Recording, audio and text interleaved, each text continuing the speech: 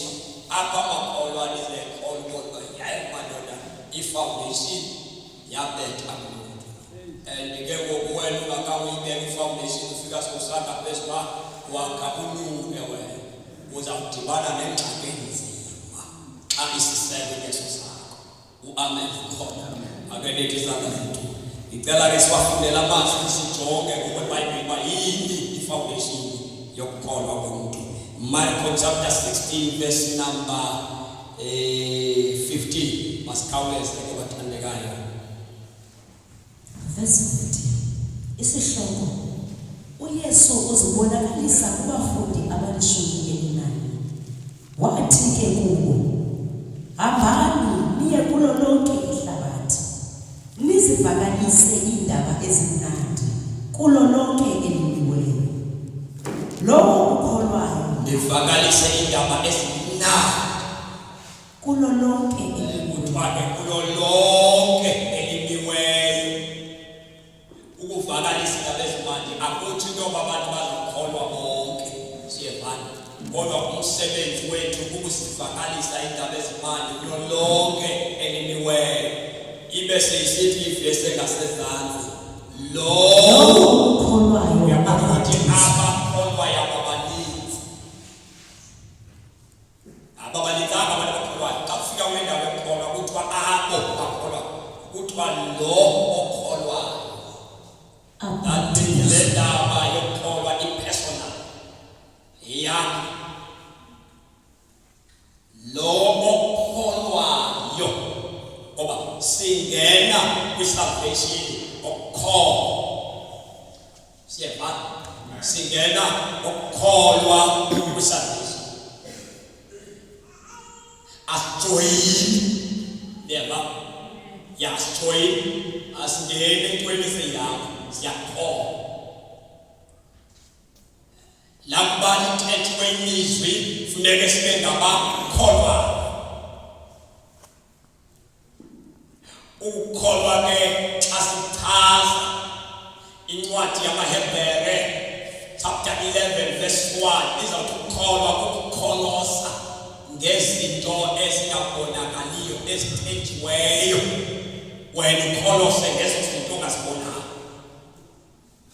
Umzekelo ngokuthi nasithi siyesilwini izulu zange salibona, sithatha ukukholwa. Na ukholwa ke ukweyama kwizinto ongazibonanga, uzithembe, uzikholwe, usenze zibekho ungazange uzibone. Number 2, ukukholwa. Uverse number 24 wamfunde kule ncwadi yamaHebhere izawusichaza into yokuba umuntu xa ekholwa akuba mdala. uMoses wala into yokuba abizwe ngomnyala wentombi kaFaro. Kusho ukuthi ungakhula ekholweni bemdala, awuyi-accept, awuyamkeli le nto yokuba phansi ngoba unyana womuntu. Awukwamkeli ukukholwa cawe. Siyevana, uma sokukhula enkosini icawe le ayisakubambi kuwo. Uyala ukurulwa okanye ukucindezeleka phansi kwesondo. Uba kwi-fellowship basemdlelwaneni nenkosi. Kulo le ndoda xa ikhula, verse 24. Ngokholwa akuba mdala uMoses akazange avume ungunyana wentombi ukuba kuthiwa ungunyana wentombi kaFaro. Wala ukholo ukwenza wale ukucinezelwa lihlabathi. Ukholo singena sisazana, sisichomi, sisapothane, sixhasane. Kukhulu ukholo. Ngoku ningakuthathi njengotshomi wam, ngoba xa kukhonzwa ngoku akukhonzwa ngesitshomi, akufeyivani. Siyevana, yanti abantu xa bengakhulanga abantu umakholwa disiplinwayo bayamlwela xa bengakhulanga emkholweni. Xa sebekholwa abantu umntu onayo ba-against yena. Siyehlukana ngokholwa. Xa khula emkholweni uyala ukuba ngunyana wehlabathi.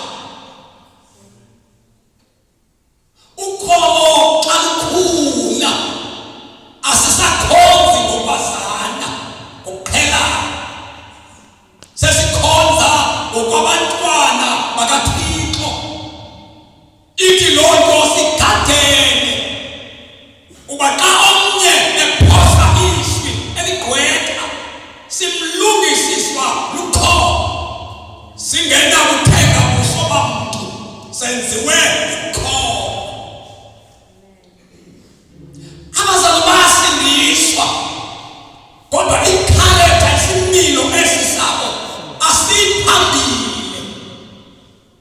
Uphawula aba bantu iminyaka iyahamba bezibiza ukukholwa kodwa impilo yabo ukuhlala kwabo nokwenza kwabo akutshintshi kwaba bantu because ukukholwa kwabo akukhuli. Aba bantu abayiphambile ilibele aba mdala ukwizinto ziyekiswa kubudala khona into ziyekiswa kubudala kathethanga njimzele mdala ngoku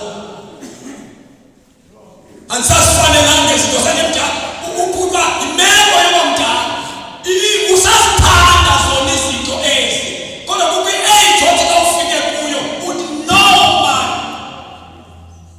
lo mgangatho sendikuwo le minyaka sendikuwo andisafanelekanga ukuhamba andisafanele ukuhamba phaya ukuba mdala nalapha emqolweni siyakhula bazalwane kuyinto ezingashunyayelwayo nezingafundiswayo uziyekiswa ukhula.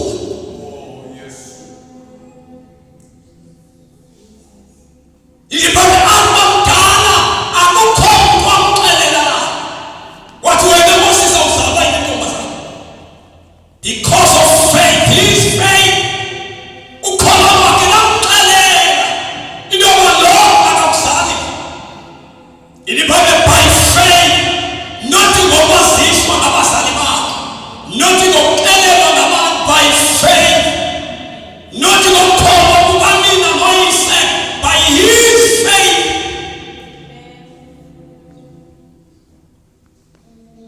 Nakukholwa bazalwane ukusindiswa singena ngokukholwa.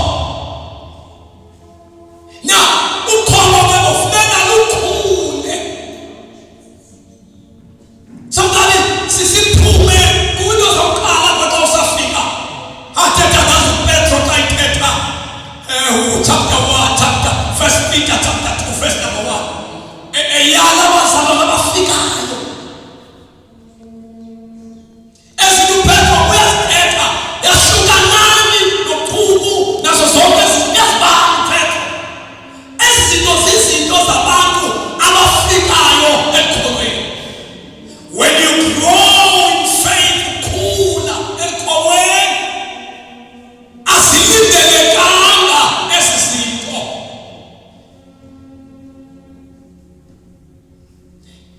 Ukholo bazalwane asizofika ezulwini ukholo lwethu lungakhulanga. Funda sisamana la 1 Peter chapter 2. Ngoko ke Now here's the thing. Lo ukholwa funani sibambe statement. Lo ukholwa asikholwa sonke. Noma leyo ngagcwala yonke inkoleka abantu abaninzi akathi kayijonga ukuthi kunabo abakholwa no. Phakathi kwezimiliyoni ezininzi emhlabeni uThixo nathi amakholwa imiliyoni uthi lo ungabanikela umuntu ohlele eduze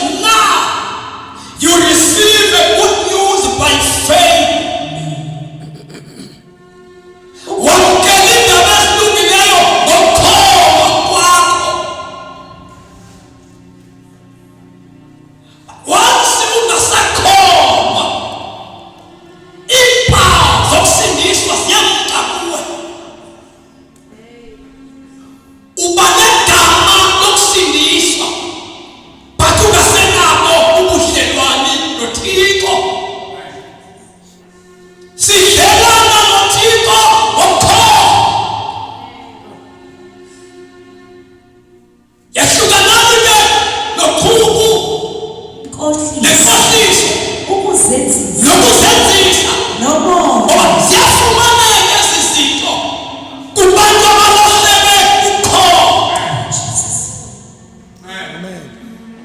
That is why uPaul xa evimba ubomi bakhe sebuphala sebudala ekhulile esibona iintsuku zokwaduka kwakhe. Ubhalile ileta yesibini ebhalela uTimothi, nyana wakhe myala. Uthi xa imyala jonga ngeentsuku zokugqibela kwenzeke le. Uthi xa ifika kwayilizweni lizawuba nzima ukushumayeleka. Uthi ndiyajonga khalipha siyevana na athi uphethe uPaul xa izoyivala ileta yakhe athi umzamo omhle tuzamile nogantso mna ndilibalelile. Uthi ke ndifikile emthatheni uthi jonga ukholo ndilugqibile ngoba ukholo luyagcinwa luyalahleka. Ukholo kusiye kundisindisile lukulahlekile awu madoda. Ukholo le nto wawungene ngayo iyakulahleka apha endleleni. Uyalahleka ukholo. Abanye bahlala apha phakathi kwebekhonza sebekhonziswa sisipho hayi ukholo. Bakhonziswa ukuhlabelela, bakhonziswa ukushumayela, bakhonziswa ukuba bangabefundisi kodwa banalo ukholo. Luyalahleka ukholo. Nawuthi ke le ndoda jonga ndibalekile, ndawuzama umzamo omhle nogqatso ndilubaleke kakuhle. Uthi nantsi into endiqhayisa ukholo. Ugcinile ngoba ukholo luyagcina. Ukholo luyagcina. Buyela verse number 27 apha kwaHebrews. Ndingumyebhele wamayebhele, ndiyamoyika uJehova wathatha yona waphosela obuyasika. Ndingumyebhele wamayebhele, ndiyamoyika uJehova wathatha yona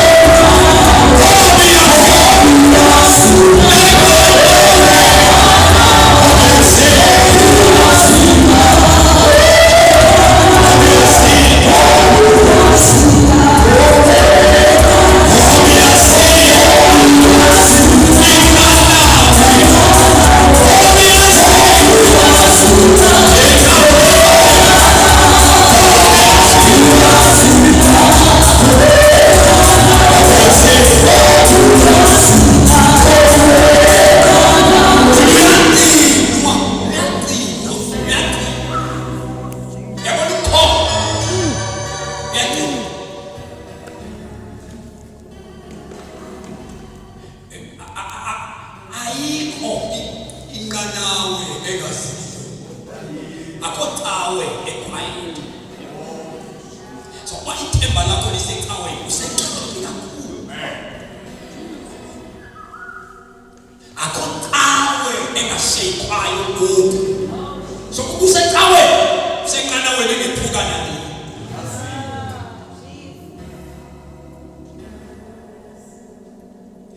Jesu ukuza kwakhe emhlabeni wayezokwakha ubukumkani bukayise, nothi inkolo yamaJuda. Amen. AmaJuda benenkolo yabo asendayo namhlanje inkolo yabo, kodwa uJesu bengezanga kwinkolo yamaJuda, wayezokwakha ubukumkani bukayise. Indlela ungena ke ubukumkani bukayise ungena akunamjuda. Umjuda uyafana nathi ngoku ekufikeni kukaJesu. Verse number 27. Kuba abamdala wala ndithi apha khona into zokwala uyala. Ngoba umuntu othanda ukuba nendaba khali mfindaba nje aphosa xa somdala uyazibala yaphuma tu kwinto ekwenza igama lakho lihlaseke. Awukho lukho kukwinto ozithembayo, but abantu besazi bephakathi kuzo uzive sesidlulile. Jinde kwebakhona into enje ukholo akhona ibuhlungu njengomuntu onekonzo yokumisha endisindisiwe kanti wazazikho. Because in life don't depend ekholweni bakhe. Wala futhi ngokholo uMoses wayishiya nabathu ukholo ukwenza ushiye phofu kungengakuba imali ukholo lwenza ushiye. Ukholo lwenza ushiye izwe, ushiye izinto ozithandayo, uphushwa ukholo. Akho manje bantu abaninzi bacela amandla njalo moya ingcwele ndiphamatsha. It is by faith to live.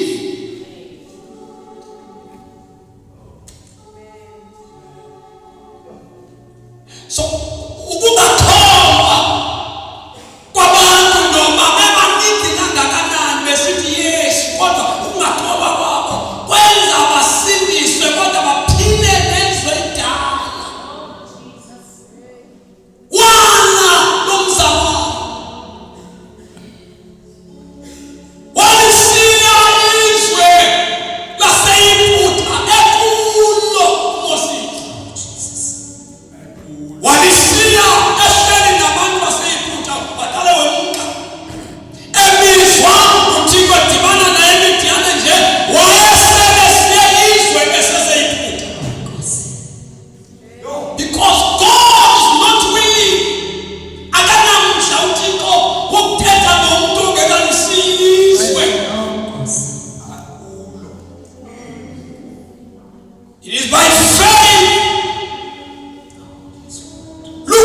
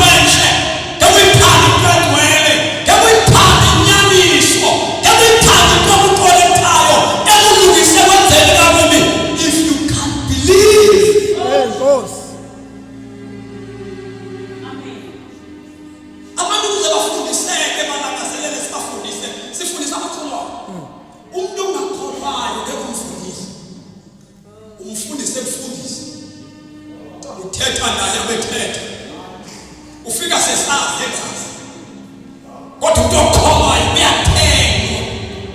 uyathengwa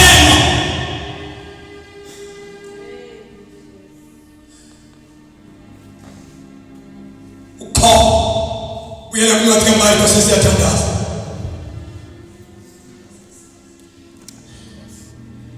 lowo ukholwayo abhaptizwe wosindiswa ukholwayo Marko 16 verse number 15 ukholwa wathi ke kubo awugqiba ukholwa uyabhaptizwa